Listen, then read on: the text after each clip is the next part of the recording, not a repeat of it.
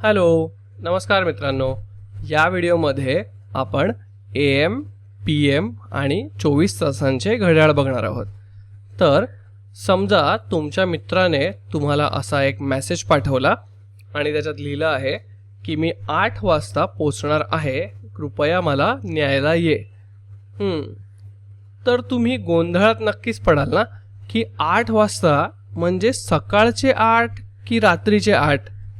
बरोबर, म्हणजे जेव्हा कोणी आपल्याला अशा प्रकारे सांगते की 4 वाजता, 8 वाजता, 6 वाजता, तेव्हा आपण त्याला हे सुद्धा कधी कधी विचारतो की सकाळचे 8 की रात्रीचे 8 की संध्याकाळचे 6 की दुपारचे 3 असं पण आपण विचारतो.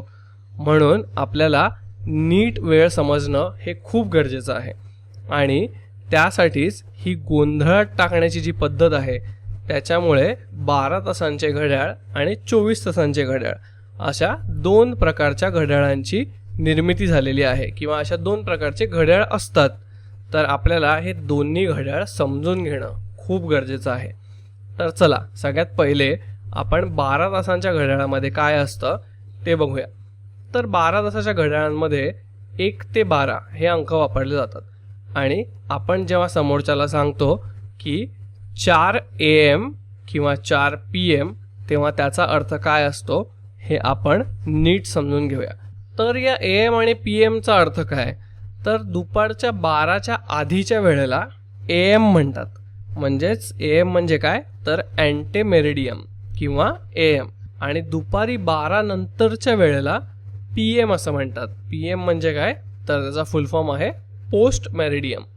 आता या 12 तासाच्या घड्याळामध्ये सगळ्यात गोंधळात टाकणारी गोष्ट म्हणजे काय, तर आपण हे नेहमी लक्षात ठेवलं पाहिजे की दुपारचे 12 म्हणजे 12 PM आणि रात्रीचे 12 म्हणजे जेव्हा रात्री आपली झोपायची वेळ झालेली असते किंवा आपण तेव्हा झोपलेलो सुद्धा असतो, तर तेव्हा जेव्हा रात्रीचे 12 वाजलेले असतात तेव्हा त्याला 12 AM असं म्हणतात. आता यापुढे आपण बघूया की रात्रीच्या 12 वाजता एक दिवस पूर्ण संपतो आणि नवीन दिवसाची सुरुवात होते आणि नवीन दिवसाची सुरुवात पुन्हा 1, 2, 3, 4 अशा वाजण्याने होते. आता इथे बघा, मध्यरात्री नंतरचं जे घड्याळ आहे ते पुन्हा 1, 2, 3 अशा क्रमाने सुरू होतं आणि आपण त्याला मध्यरात्रीचे 1 किंवा रात्रीचे 1, रात्रीचे 2, रात्रीचे 3 असं म्हणतो. तर या 12 तासाच्या घड्याळावरची आपण काही उदाहरणं बघूया. तर समजा आपल्यासमोर अशा प्रकारे एक घड्याळ आहे, त्यात लिहिलं आहे 8 AM आणि इथे AM आहे म्हणून आपण त्याला मराठीत काय म्हणतो, तर सकाळचे 8 वाजलेले आहेत, म्हणजेच 8 AM इतके झालेले आहेत. आता याच घड्याळात जेव्हा पुढे 4 PM एवढे वाजलेत त्याला आपण काय म्हणतो, तर PM बरोबर दुपारचे 4 म्हणजेच 4 PM असं आपण म्हणतो. आणि जर याच घड्याळात पुढे 8 PM झालेले असतील तर आपण त्याला काय म्हणतो, आपण म्हणतो की हे रात्रीचे 8 वाजलेले आहेत किंवा संध्याकाळचे 8 वाजलेले आहेत आणि ते आहेत 8 PM इतके.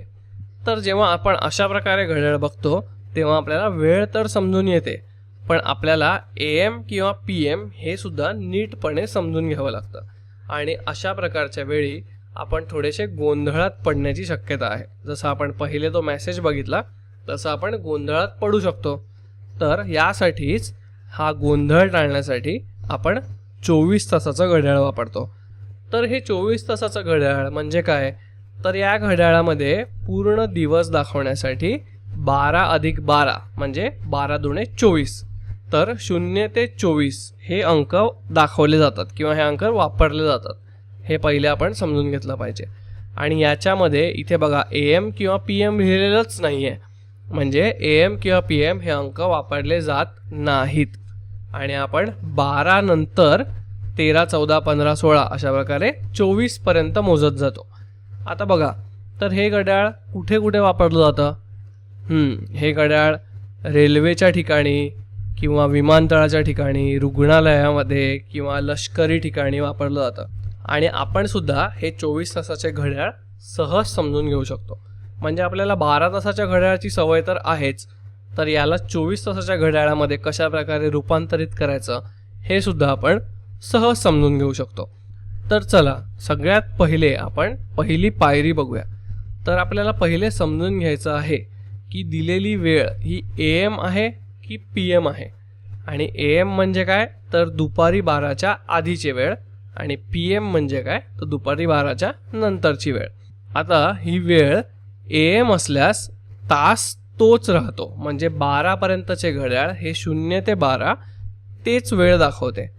आणि 12 नंतर आपण त्याच्यामध्ये किंवा त्या वेळेमध्ये 12 बेरीज करतो किंवा आपण 12 मिळवत जातो. म्हणजेच कसं, तर समजा दुपारचा 1 वाजलाय, तर दुपारी 1 म्हणजे 12 नंतरचा 1, आणि आपण 1 मध्ये जेव्हा 12 बेरीज करतो तर 12 अधिक 1 बरोबर किती, 13. म्हणजे दुपारच्या 1ला आपण 13 वाजले असं म्हणू शकतो. परंतु तुम्ही हे सुद्धा लक्षात ठेवा की जसं इथे खाली टीप लिहिलेली आहे की मिनिटं अजिबात बदलत नाहीत, मिनिटांमध्ये काहीच बदल होत नाही. म्हणजे 1 वाजून 15 मिनिटं झालेली असतील तर आपण त्याला 24 तासाच्या घड्याळामध्ये तेच म्हणू की 13 वाजून 15 मिनिटं झालेली आहेत. म्हणजे आपण ज्या प्रकारे इथे दुपारच्या 1 वाजल्याबद्दल समजून घेतलेलं आहे तसं आपण इथे पुढे समजून घेऊया की जर संध्याकाळचे 6 वाजून 20 मिनिटं झालेले असतील तर आपण त्या 6 मध्ये 6 अधिक 12 बरोबर 18 इतके आपल्याला वेळ समजेल. म्हणजे संध्याकाळच्या 6ला आपण 24 तासाच्या घड्याळामध्ये काय म्हणतो, त्याला म्हणतो 18. कारण संध्याकाळच्या 6 मध्ये आपण दुपारपर्यंतचे 12 सुद्धा बेरीज केलेले आहेत. आणि इथे तुम्ही बघा की हे 6 हे संध्याकाळचे 6 आहेत आणि हे 12 म्हणजे दुपारपर्यंतचे 12 आहेत. तर 12 अधिक 6 बरोबर 18. आणि आपल्याला या 24 तासाच्या घड्याळामध्ये ही वेळ कळते आहे की संध्याकाळचे 6 म्हणजे 18 वाजून 20 मिनिटं इतके झालेले आहेत. म्हणजे जर तुम्ही 18 वाजले असं जर कधी ऐकलं तर तुम्हाला काय समजेल, बरोबर 18 वाजले म्हणजे तुम्हाला समजून घेतलं पाहिजे की संध्याकाळचे 6 वाजलेले आहेत. आणि जर मी तुम्हाला सांगितलं की 20 वाजले तर तुम्हाला काय समजेल, तर 20 वाजले म्हणजे संध्याकाळचे किती वाजलेत, संध्याकाळचे 8 वाजलेत. मी तुम्हाला सांगितलं जर 22 वाजलेत तर किती वाजलेत, बरोबर 22 वाजलेत म्हणजे संध्याकाळचे किंवा रात्रीचे 10 वाजलेत. 23 वाजलेत म्हणजे किती, 23 म्हणजे रात्रीचे 11 वाजलेत. आणि 24 वाजलेत म्हणजे किती, तर 24 बरोबर मध्यरात्र झालेली आहेत, मध्यरात्रीचे 12 वाजलेत, दिवस संपलाय आणि आता नवीन दिवसाची सुरुवात होणार आहे. तर अशा प्रकारे आपण हे 12 तासाचे आणि 24 तासाचे घड्याळ समजून घेतले. आणि आता तुम्ही सुद्धा बघा की घड्याळामध्ये किती वाजलेत आणि त्याला 12 तासामध्ये आणि 24 तासाच्या घड्याळामध्ये लिहायचा प्रयत्न करा. चला बाय बाय.